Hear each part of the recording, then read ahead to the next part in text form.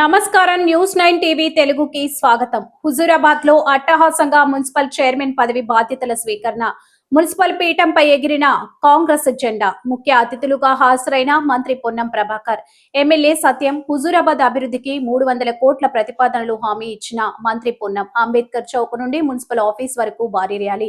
తరలివచ్చిన కాంగ్రెస్ శ్రేణులు. కరీంనగర్ జిల్లా హుజూరాబాద్ రాజకీయం మరోసారి వార్తలు నిలిచింది.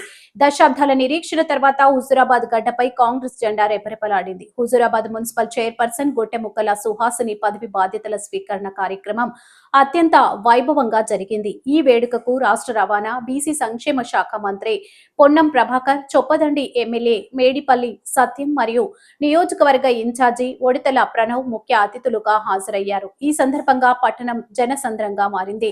దీనికి సంబంధించిన మరిన్ని వివరాలు ఇప్పుడు చూద్దాం. ఇక్కడ నేను మీ అందరికీ హృదయపూర్వకంగా కోరుతా ఉన్న ప్రజల భాగస్వామ్యం కావాలి. ఇలా మన ఇల్లును మనం పరిశుభ్రంగా లేకపోతే, హుజూరాబాద్ను పరిశుభ్రంగా ఉంచుతామనుకుంటే అది అవివేకమవుతుంది.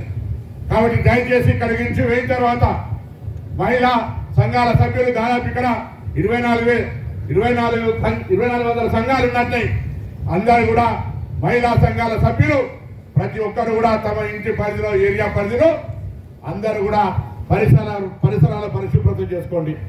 ఫైల్ క్లియరెన్స్ అందులో భాగమైన అధికారులు చూసుకుంటారు.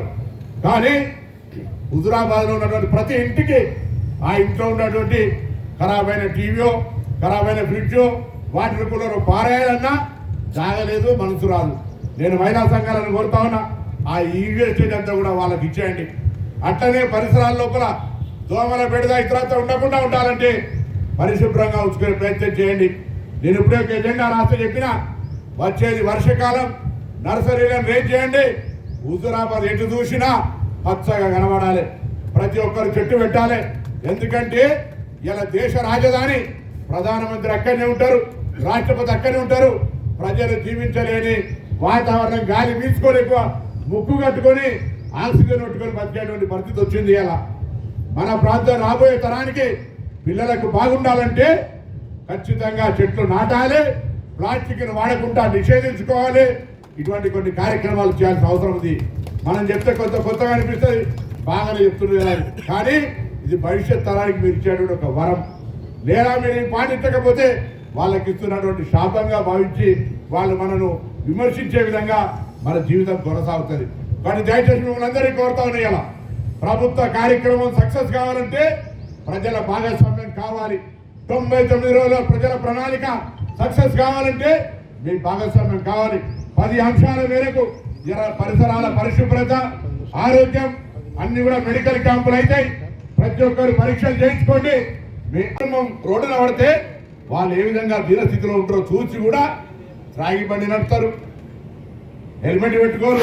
అటువంటి అన్ని అంశాలను వాళ్ళను కొంత అవగాహన కలిగేస్తా ఉన్నారు. అవగాహన కలిగేస్తే ఆచరించకపోతే తప్పవుతుంది. కాబట్టి అది కూడా ఒక అంశంగా తీసుకొని చెప్తాను. పిల్లల భద్రత, అదేవిధంగా ఈరోజు గ్రామీణ ప్రాంతాల్లో, అర్బన్లో డ్రగ్స్, గంజాయి లాంటి అనేక అంశాలు ఈరోజు దురలవాటుగా మారుతూ ఉంది. తల్లిదండ్రులు, సమాజం, ఇది అందరి బాధ్యత. వాటిని కూడా కంట్రోల్ చేసే కార్యక్రమం, అదేవిధంగా రైతులకు సంబంధించిన కార్యక్రమం జరుగుతూ ఉన్నాయి. విద్య, ప్రభుత్వ పాఠశాలలను ప్రోత్సహించే విధంగా ఎడ్యుకేషన్ కూడా అటుమోస్ట్ ప్రయారిటీ చేయండి. ఇటీవల ఒక సర్వే చేస్తే ఎదిగిన కుటుంబాలు, ఇవాళ ఏసీపీ గారు మాధవైనా, వారి ఆర్టీఓ అయినా, వారి మున్సిపల్ చైర్మన్ అయినా, వాళ్ళ కులము, మతము, డబ్బు లెక్కకి రాలే, చదువుకున్నారు. కాబట్టి ఇక్కడ ఎదిగి ఇక్కడ కూర్చోగలిగారు. దయచేసి చదువుకు సంబంధించి మీరు ఒక పూట తిన్నా తిరగకపోయినా మన బాధ్యత అనేది తీసుకొని దయచేసి ఆ పిల్లల చదువు కొరకు కష్టపడమని చెప్పి సందర్భంగా కోరుతా ఉన్నారు. దాంతోపాటుగా యువత, ఇలా పెద్దసేపు సెల్ ఫోన్లోనే టైం ఇస్తారు, గ్రౌండ్ లేదు, ఆటలు లేవు.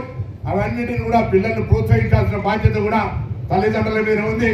పిల్లగాడు అన్నం తినకపోతే ఒక వీడియో పెట్టి కామెంట్ జరిగి పెట్టి అన్నం తినాలి తప్పదు.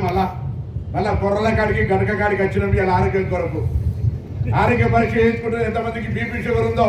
కాబట్టి దయచేసి ఇవన్నీ మన జీవితంలో భాగస్వామ్యం చేసుకోవాలి. మంచిగా బతకాలంటే, దావకాలలో పడి బతకాలనుకుంటే మనం చెప్పింది వినకపోతే మనం ఏం చేస్తాం? చూస్తూ తప్పకుండా అయ్యో బాగున్నామని పరామర్శ చేయడానికి వస్తాం. అదేవిధంగా మహిళలకు సంబంధించి ఇవాళ ఈ రాష్ట్రంలో 1 కోటి మంది మహిళల్ని కోటీశ్వర్లు చేయాలని ముఖ్యమంత్రి గారు. నా అక్కా చెల్లెలందరికీ నా శాఖనే 9వ తారీఖు డిసెంబర్లో స్టార్ట్ అయిందంటే ఈరోజు మొత్తంగా రాష్ట్ర వ్యాప్తంగా దాదాపు 10,000 కోట్ల రూపాయల లాభం, 300 కోట్ల మంది ట్రిపుల్ మహిళలు ఈరోజు ప్రయాణంగా చేశారు. అవ్వగారింటికైనా, అత్తగారింటికైనా, విఎఫ్ దగ్గరికైనా, దావానికైనా, గుడికైనా బస్సు ఇట్లా ఆపుతున్నారు, ఎక్కుతున్నారు, పోతారు. ఎవరైనా రాజన్న సమ్మక్క సారక్క ఏడికైనా. కాబట్టి ఈ విధంగా బస్సు ప్రయాణమే కాదు, మహిళా సంఘాలను బస్సు యజమానులను చేసినాం. ఈ విధంగా ముందుకు పోతున్న సందర్భంలో మహిళలకు ఇందిరా క్యాంటీన్లు, పెట్రోల్ బంకులు, వడ్డీ లేని రుణాలు, సోలార్ పంప్ సెట్, సోలార్ మరి వాటి యొక్క అన్ని రకాల కార్యక్రమాలను ఆర్థికంగా ఎదగడానికి చేస్తా ఉన్నాం. ఉపయోగించుకోండి. ఇవాళ మీరు ఆర్థికంగా ఎదిగితే మహిళ ఆర్థికంగా ఎదిగిన రాహుల్ గాంధీ గారు చెప్తా ఉన్నారు, ఎదిగిన మహిళకు సంబంధించిన కుటుంబాలు అత్యున్నతంగా ఎదిగినాయి. అందుకే ఇల్లు చూడు వాకిలు చూడు ఇల్లాలు చూడండి. ఇల్లు బాగా ఒక గృహిణి బాగుంటే ఆ ఇల్లంతా బాగుంటుందనే మాటని సందర్భంగా మరివేస్తూ, పర్యావరణంతో చెప్పిన పర్యావరణం బాగుంటేనే ఆక్సిజన్ లేకుండా, మాస్కులు లేకుండా బతికేటువంటి పరిస్థితులు ఇవన్నీ పాటించమని సందర్భంగా కోరుతూ, మరి సుహాసిని గారు నేను రోజు మా ఈటీవీలో మహేష్ రోజు ఒక ప్రోగ్రాం చూపిస్తా ఉన్నాడు. అరే మా హుస్నాబాద్ వస్తలేదు, రోజు హుస్నాబాద్ వస్తుంది అని అనుకుంటా. రోజు చైర్మన్ గారు ఒక program, I'm very happy. Active proactive ఉన్నాడు. ఎప్పుడైనా ప్రతిభను ప్రశంసించాలి. నేను మీ పాలకవర్గాన్ని పూర్తిగా అభినందిస్తా ఉన్నా. హుజురాబాద్ పట్టణం మీ నాయకత్వంలో రూపురేఖలు మారి ప్రజల మౌలిక సదుపాయాలు పరిష్కరించబడి మిమ్మల్ని అందరినీ శభాష్ అని ఆశీర్వదించి రాజకీయాలకు అతీతంగా మీకు మంచి ఆశీర్వదం దొరకాలని, అందుకు ప్రభుత్వ ప్రతినిధిగా ముఖ్యమంత్రి గారి పక్షాన ఇక్కడి మాజీ పార్లమెంటు సభ్యుడిగా ఈ బిడ్డగా ఈ ప్రాంతానికి నేను ఒక్కసారి సేవ చేసే విధంగా అవకాశం ఇచ్చినటువంటి ఈ ప్రాంతంలో తప్పకుండా నా బాధ్యతగా హుజురాబాద్ అభివృద్ధికి ప్రభుత్వం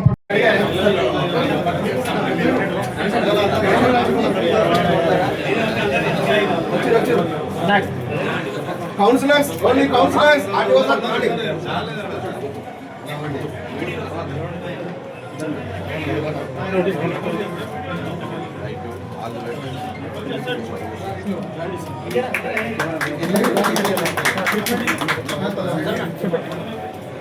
ఒకసారి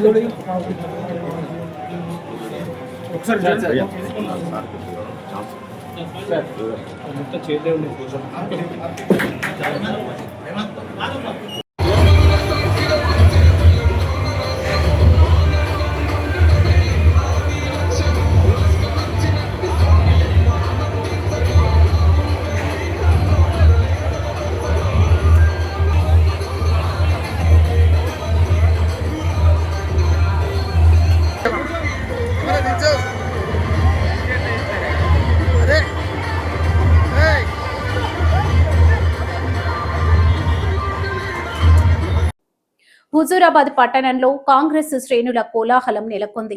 మున్సిపల్ చైర్మన్ పదవి బాధ్యతల స్వీకరణ సందర్భంగా తొలుత అంబేద్కర్ చౌక్ వద్ద డాక్టర్ బిఆర్ అంబేద్కర్ విగ్రహానికి మంత్రి పొన్నం ప్రభాకర్, ఎమ్మెల్యే సత్యం, ప్రణవ్ పూలమాలలు వేసి నివాళులు అర్పించారు. అనంతరం అక్కడి నుంచి మున్సిపల్ కార్యాలయం వరకు భారీ ప్రదర్శన నిర్వహించారు. దారి పొడవునా మాజీ రాజ్యసభ సభ్యులు రాజేశ్వరరావు, బాబు జగ్జీవన్ రావు విగ్రహాలకు నివాళులు అర్పించారు. అనంతరం జరిగిన ప్రజాపాలన ప్రగతి ప్రణాళిక కార్యక్రమంలో మంత్రి పొన్నం ప్రభాకర్ మాట్లాడుతూ కీలక వ్యాఖ్యలు చేశారు. ఎన్నికల వరకే రాజకీయమని, ఎన్నికల తర్వాత కేవలం అభివృద్ధిపైనే తమ దృష్టి ఉంటుందని స్పష్టం చేశారు. హుజూరాబాద్ అభివృద్ధి కోసం 300 కోట్ల రూపాయల ప్రతిపాదనలు అందాయని, ముఖ్యమంత్రి రేవంత్ రెడ్డి సహకారంతో ఈ నిధులను మంజూరు చేయించి పట్టణ రూపురేఖలు మారుస్తామని హామీ ఇచ్చారు. హుజూరాబాద్ తో తనకు దశాబ్దాల అనుబంధం ఉందని గుర్తు చేసుకున్న మంత్రి ఈ ప్రాంతానికి పెద్దన్నలా ఉండి అభివృద్ధి చేస్తానని భరోసా ఇచ్చారు. నియోజకవర్గ ఇన్ఛార్జి ఒడితల ప్రణవ్ మాట్లాడుతూ ఎమ్మెల్యే మేడిపల్లి సత్యం ఆధ్వర్యంలో మున్సిపాలిటీపై కాంగ్రెస్ జెండా ఎగరవేయడం సంతోషంగా ఉందన్నారు. మహిళల ఆర్థిక వృద్ధికి ప్రభుత్వం కట్టుబడి ఉందని, ప్రజా ఆకాంక్షలకు అనుగుణంగా పాలన సాగుతుందని నేతలు స్పష్టం చేశారు. ఈ కార్యక్రమంలో మున్సిపల్ కమిషనర్ అహ్మద్ సయ్యద్, 30 వార్డుల కౌన్సిలర్లు మరియు భారీ సంఖ్యలో కాంగ్రెస్ నాయకులు, కార్యకర్తలు పాల్గొన్నారు. మొత్తానికి హుజూరాబాద్ మున్సిపాలిటీని హస్తగతం చేసుకున్న కాంగ్రెస్ రాబోయే రోజుల్లో భారీ నిధులతో అభివృద్ధి పథంలో తీసుకెళ్తామని ధీమా వ్యక్తం చేస్తుంది.